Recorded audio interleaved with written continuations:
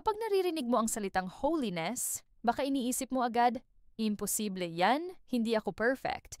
Pero ang holiness ay hindi pagiging flawless, kundi pagiging faithful sa araw-araw na lakad kasama si Jesus. Sabi sa 1 Thessalonians 4:7, "For God did not call us to be impure, but to live a holy life." Holiness is not just a Sunday lifestyle, it's an everyday walk. Sa choices mo, sa relationships mo, sa trabaho or school, doon nakikita kung paano ka naglalakad kasama si Lord. Hindi ibig sabihin na hindi ka na magkakamali. Pero kapag nagkakamali ka, agad kang bumabalik kay Jesus. Walking in holiness is about direction, not perfection. Ang tanong, papalapit ka ba kay Jesus araw-araw o palayo? Ask yourself, sa araw-araw mong pamumuhay, nakikita ba na lumalakad ka patungo sa kabanalan ng Diyos?